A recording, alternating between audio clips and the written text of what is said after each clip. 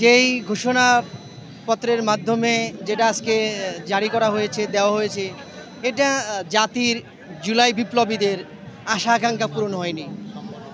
যে আশায় আমরা রক্ত দিয়েছি, কাঁধে কাঁধ মিলিয়েছি, ফ্যাসিবাদকে উৎখাত করার জন্যে আমরা বুকের তাজা রক্ত ঢেলে দিয়ে আকাশ বাতাসকে কাঁদিয়ে অকুতোভয় সৈনিকের মতো আমরা রাজপথে এসেছিলাম, আমাদের শতভাগ দাবি আসলে পূরণ হয়নি।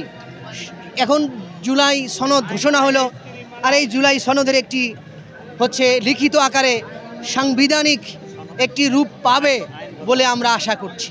এখন গতানুগতিক যারা সরকার 54 বছর দেশ চালিয়েছে, তারা যদি দেশটা পরিচালনা করে, সাধারণ জনগণ ভাবছে এই জুলাইয়ের আকাঙ্ক্ষা পূরণ হবে না।